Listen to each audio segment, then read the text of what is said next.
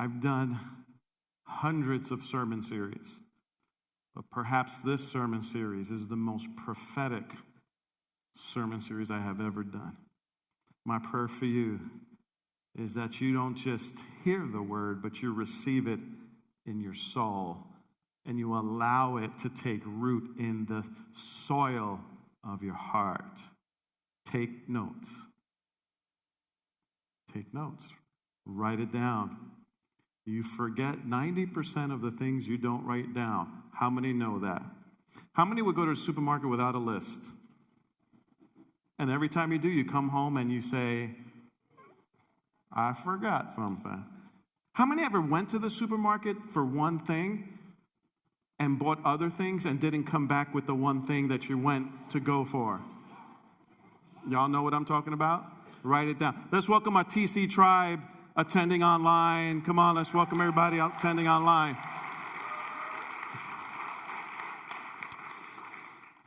My biggest challenge is to share God's heart with you, and my prayer is that I do it in a way that you don't hear my words, but you hear God's words. I'm going to do my best to articulate what God is speaking to us this morning. We've been talking about resilient, being resilient. We've been talking about resilience, and we've defined resilience in week 1. We said that resilience is the inner strength to endure, to push through hardship, physically, emotionally, mentally, as well as my favorite part of the definition is spiritual grit. Got to have that grit. In week 1, we talked about the need for resilience, the need to replenish our resilience. And in last week, and my beautiful wife presented it so beautifully to us, is that God wants to impart to us resilience, that strength that prevails, that strength that endures, that strength that comes from God. Why do we need renewed resilience? Why do we need strength from God? Well, first of all, because of everything we've been through these past few years. How many know what I'm talking about? The pain, both globally as well as personally. You've been through some trials this past year. You've been through some trials this past 2 or 3 years. You've been going through some stuff, going through some pain, going through some tragedy, going through some challenges, going through some difficulty. If you haven't, please tell me who you are and tell me what you're drinking, because we're all trying to drink that drink that washes everything away. Unfortunately, it doesn't it? Doesn't. So what is it? Why do we need resilience? First of all, because of the trauma we've been through, the pain, the challenges that has drained our souls and drained our inner strength. The second reason why we need renewed resilience is because of the times we're living in. We're living in the last days.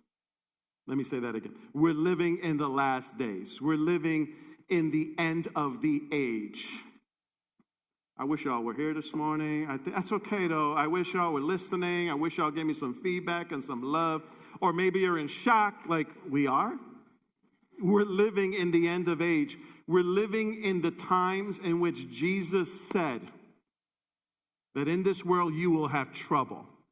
There will be wars and rumors of wars, and the love of many will grow cold. We're living in the last hour.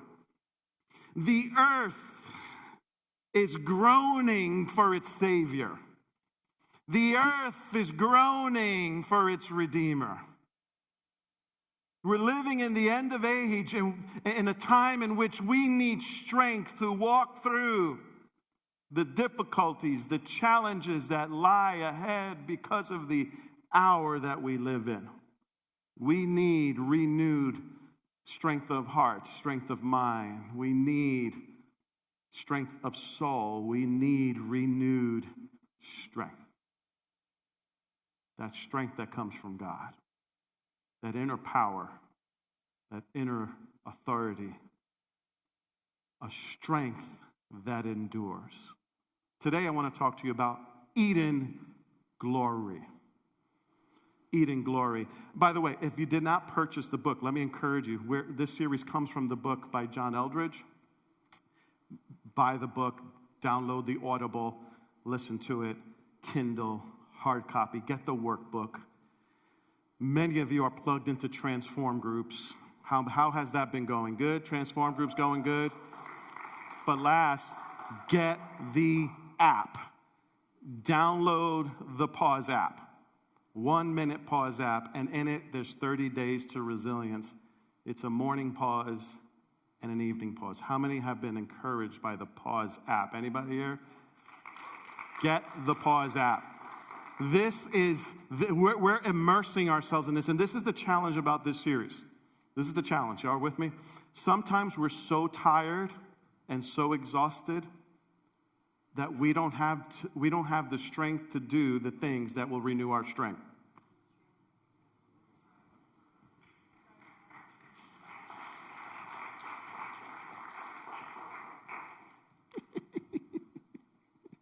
I love it. You're following me? Sorry. You guys following me good? All right, sorry about that. I always forget cameras on me. Sometimes we're so tired that we don't even have the strength to get to the house. We don't have strength to get into time with God. We're too tired to get into a Transform group. We're too tired to download the app. We're too tired to read. I'm going to tell you this. Do everything you can to dig deep, because these next 4 weeks are going to transform your soul and your heart and your life. If you create the space for it. Because we're living in that time where people are exhausted. Let's talk about Eden. Eden, that beautiful place. In the beginning, God created the heavens and the earth the earth was without form, and God created the earth, and God said, let there be light, and God created a beautiful place called the Garden of Eden, a beautiful place where man and God will have sweet communion, where God spoke with man and man spoke with God, and not just spoke with God, God walked with man and man walked with God. And there was such innocence and such purity and such perfection and such intimacy that man and woman walked without even clothing. They were naked and there was no shame. There was just an openness and a transparent, intimate relationship with God until man fell. Man disobeyed God and ate of the fruit from the tree of good and evil. And at that moment, desolation began to take place. But God created us to live in Eden. That's our primal drive and our primal desire is to live in Eden. Ever since the fall, man has been seeking to go back to Eden. That's why we're enamored with incredible vacation places. And that's why we're enamored with the beach and with nature. And that's why we spend so much money to go to Hawaii, or we go to the beaches of Florida, or we go to the coastlines, because there is a primal drive within all of us for Eden. Ever since man was banished from Eden because of the fall, man has been striving to go back to Eden, and that's the primal drive in all of us even today. Eden can be in our home. Eden can be in our backyard. Eden, we create Eden spaces and places. We create Eden places in the fire pit, and we put the chairs out and the tiki lamps, and we put the little lights on, and then we're like, wow, isn't this paradise? We're all seeking paradise. But you know what's beautiful about this story is that not only are we seeking paradise, God is seeking to restore paradise to us. God is seeking to restore Eden to us. However, Eden, or I should say the new Eden that God is seeking to restore, is not an Eden out there. The new Eden that God is seeking to restore is the Eden in here. Oh, come on, church. Come on, church. Come on, church. This is the new Eden. Your soul is like a garden that needs to be tended and nurtured. You see, when Adam was in the garden, he gave man two responsibilities. He told man to cultivate and to care for the garden. Likewise, God has given us two responsibilities. And those responsibilities are to cultivate and care for the garden of our souls. To cultivate and care for our inner life. Because God is seeking to restore Eden, but the Eden he's seeking to restore is not outward, it's inward. It's Eden within. And our responsibility to our soul is to cultivate and care for our soul. To care for our inner lives. To care for what's within.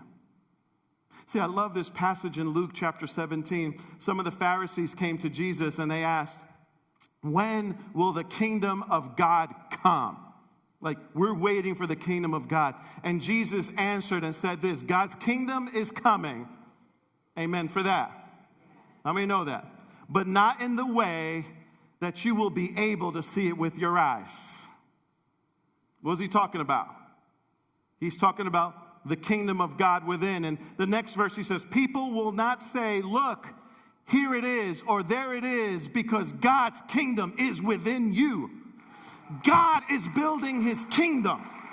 You may not see it with your natural eyes. You may see devastation and desolation, but my friends, the kingdom of God has never been stronger. That's why when he taught us to pray, he said, pray, our Father, which art in heaven, hallowed be your name. Thy kingdom come, thy will be done on earth as it is in heaven. He's not talking about an external kingdom. He's talking about an internal kingdom, a kingdom within our souls and our lives and our hearts.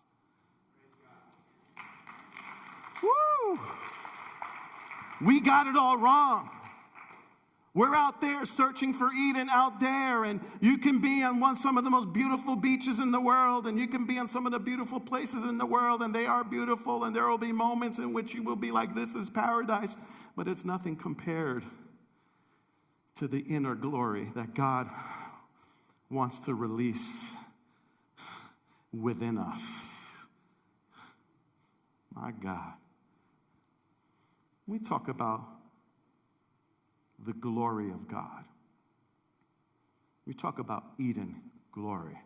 First of all, I want you to think about Eden. Think about the lush gardens. Think about the river that flowed within the garden.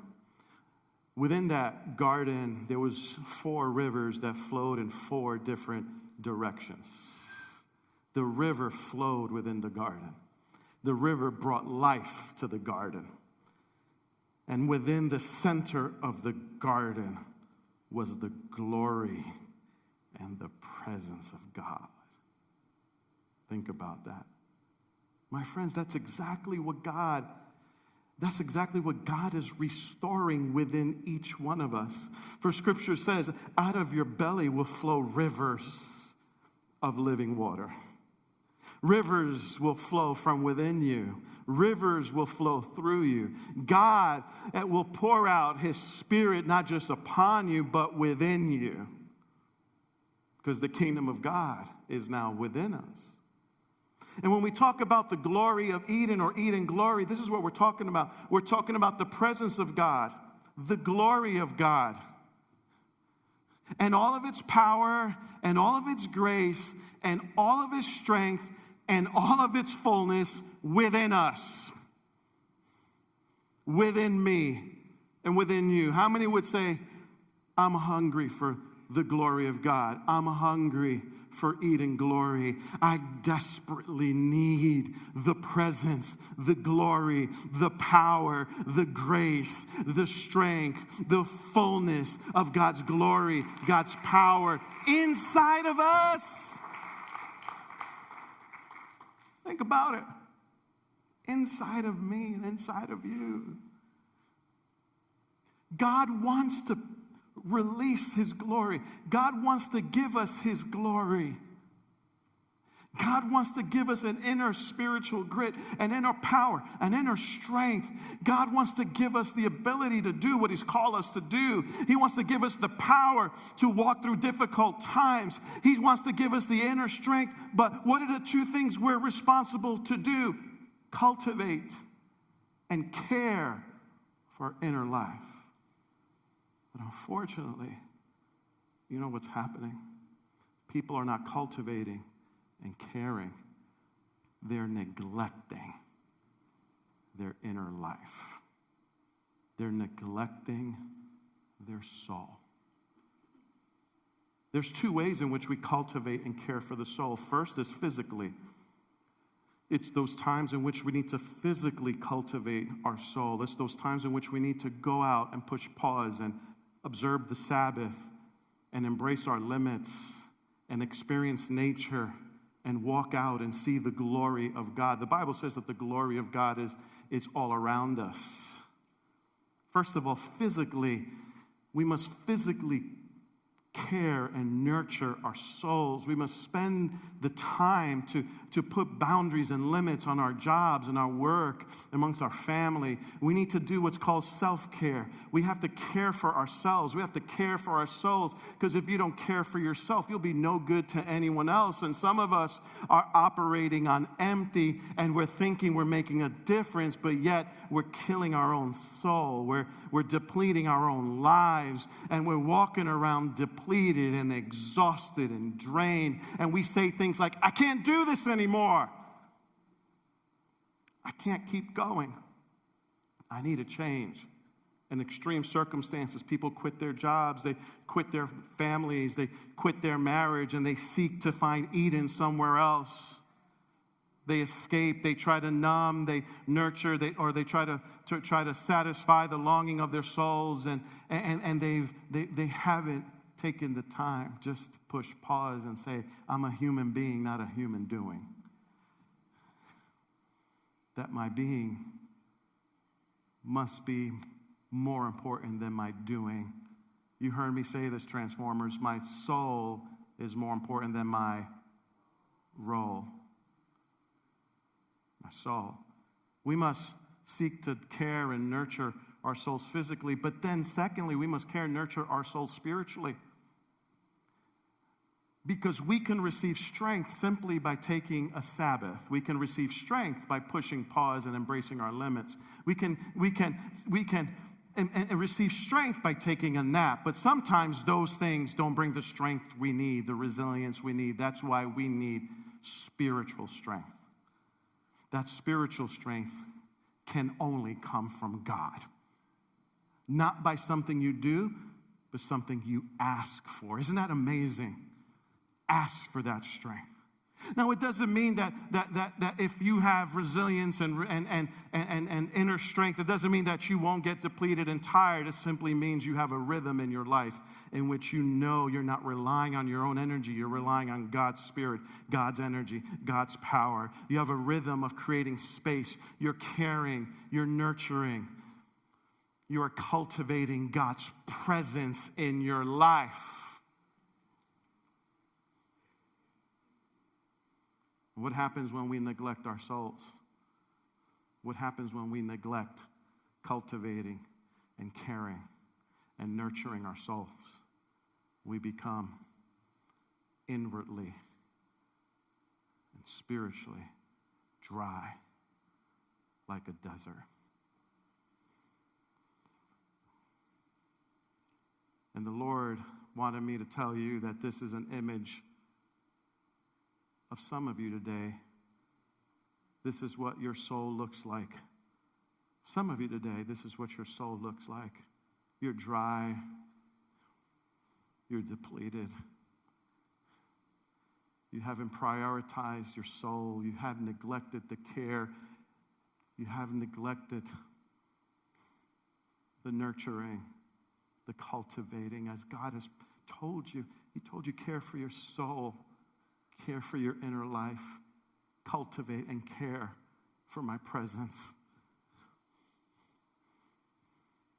Some of us keep going and going and going and going,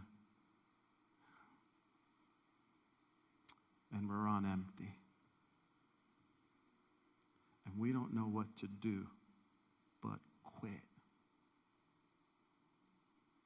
And that's what people are doing today. They're tapping out.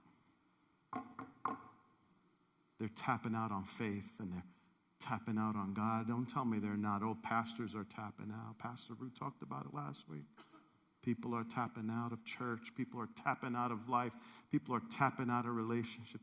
Why? Because their soul is empty. Let me ask you today, while I feel the tension of the room, do you feel it? Let me ask you, let's take a moment just to kind of ask ourselves this question. When it comes to my soul, would I describe it as Eden or a desert?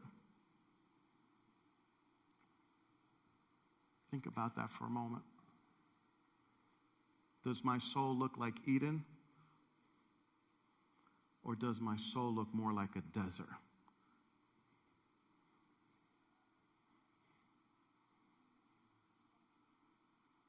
If I had a mirror, the mirror of my soul, what would it look like today? And this is what happens, and I'll keep going, but desolation sets in when we're not consistent with cultivating and caring for our souls. And let me prophetically warn you prophetically. When pastor says prophetically, you got to get your ears open and you got to write things down. Prophetically. Everything in this culture is designed to bring desolation to your soul. Everything. Everything. Because that's what happens when man sins. Desolation came into the world. The news media, social media, TikTok, right? Instagram,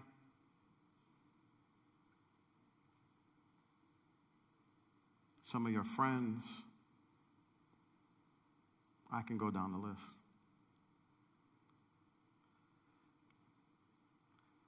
It's designed to deplete you and to bring desolation. Desolation will move in. You ever see a house that looks beautiful, people move out, it's abandoned? What naturally happens? Entropy happens. Entropy is desolation over time. It's neglect over time. And life slowly is going towards desolation. We are all deteriorating. I'm not a doctor scientist, but I know this, that my skin cells are dying every day. Am I right, medical people, right? I don't look as young as I used to. I don't look like I'm 21, 35 maybe, but not 21. Right? We are all gradually, slowly dying. That's the news you wanted to hear today. Isn't that great? I came to church, pastor said I'm dying. Well, I might as well head to Hawaii. But this is important for you to understand. Like, entropy sets in when something, let's say something's neglected, a house, no one tends to it, it naturally falls apart. The grass overgrows because no one's tending to it. So desolation sets in. If we're not tending to our souls, what's happening? Entropy setting in. We're slowly deteriorating. We're slowly becoming a desert. And then secondly, this is the most important, we come under attack from the enemy.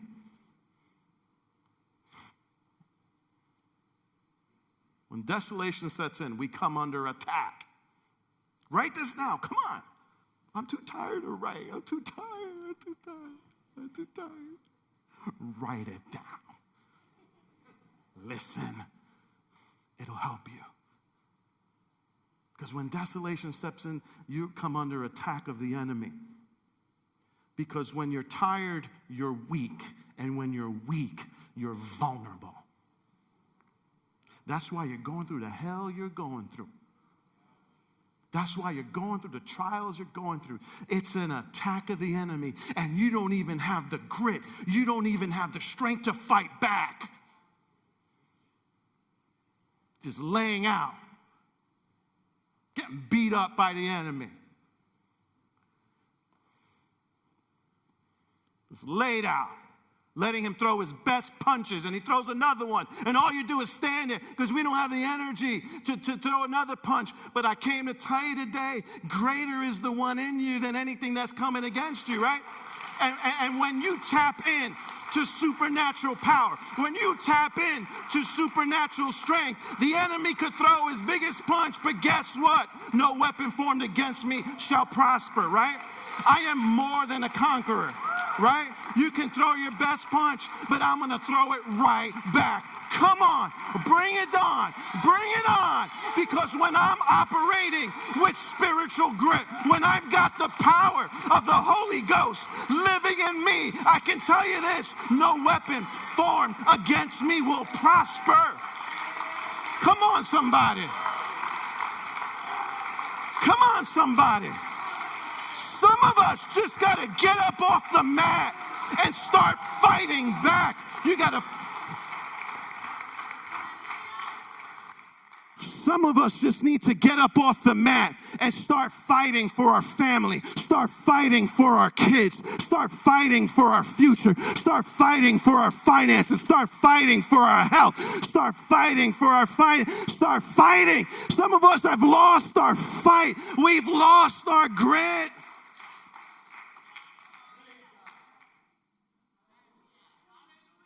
You know what will make this sermon even better? A handkerchief. Get me a handkerchief.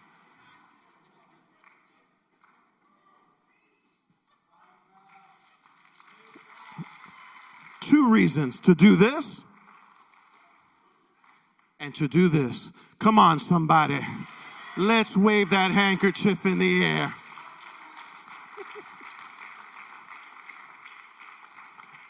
I don't want to scare anybody with my yelling. You see, let me go. You want to go deeper? You want to go deeper? Okay, we're going deeper. There's a military strategy called exhaustion. Look it up. It's called exhaustion.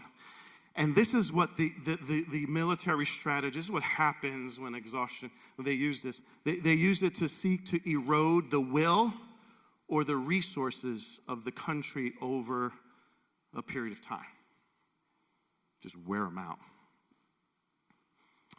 We're seeing this even now played out in the Ukraine, right? Look at the devastation in the Ukraine. Russia attacked the Ukraine over a year ago. I personally thought the war was going to be over in 30 days. I thought Russia was going to go in and blow the place up, and it was over. But that's not what happened. What happened? Russia underestimated the resilience of the Ukrainian people. Isn't that incredible? And there's reports that say that even Ukraine is winning the war. And forgive me if I'm mistaken, don't quote this, but there possibly could be the same amount of casualties or more in soldiers on the Russian side as well as the Ukrainians. Why? Because of resilience. They don't want to quit. They want to keep fighting. I'm not giving up. I'm not tapping out. I'm fighting. One thing people don't realize is that Ukraine has a strong faith in God. Incredible strength of God, in God, Ukraine. You see, they underestimated not just the resilience of the people, they underestimated the God that's living in the people.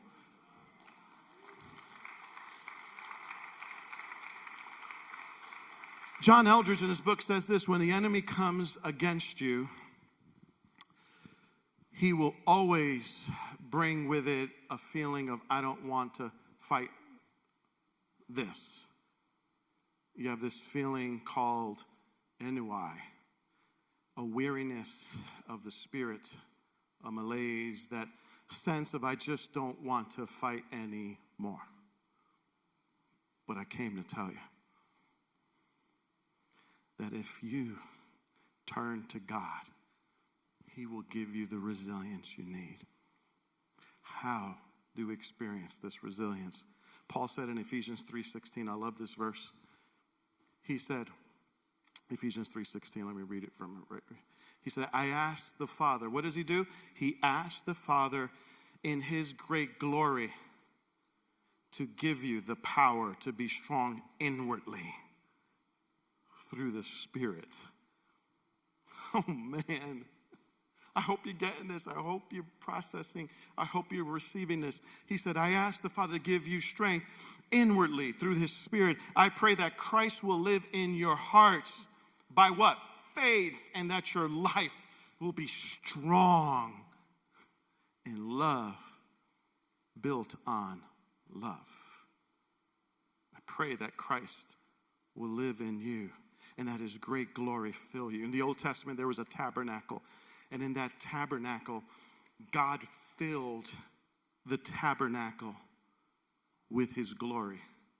But in the New Testament, the tabernacle is not in a tent. The tabernacle is not in a room. The tabernacle's within us. God today is seeking to fill his children with his glory. Paul writes this in 2 Corinthians chapter 3, verse 18. He says, and we all who with unveiled faces, what do? Contemplate the Lord's glory. And what does the glory of God do? It transforms us into the image of God. That glory that God releases in us, the scriptures tell us, is ever increasing glory. It's not just glory, it's increasing glory, which comes from the Lord, who is the Spirit. And then we read in Haggai about the temple and about the glory. And this is what he says, the glory of the present house will be greater than the glory of the former. My friends, he's not talking about a building. He's not talking about a place. He's talking about a place in us, Eden glory in us. He says the glory that will be in you is greater than glory that you have ever seen in all the years past. The greater the evil, the greater the trials, the greater the challenges, the greater the tragedies. I'm here to tell you there is greater glory for greater challenges that we face ahead. How do we receive it? We ask God, give me your Spirit, fill me with your strength. We ask like Moses asked in Exodus 33, verse 18. He said, Lord, show me your glory. When was the last time you sat at home and said, Lord, show me your glory? Fill me with your glory. Fill me with your power. Fill me with your strength. God, I need you. God, I can't do this without you. I need your strength. First, we turn to God and ask him. For the next slide says we turn to God to ask him for his glory. That's how we receive the glory. The second way is we turn to God and we wait for his glory. We ask and we wait. We ask and we contemplate. We ask and we wait.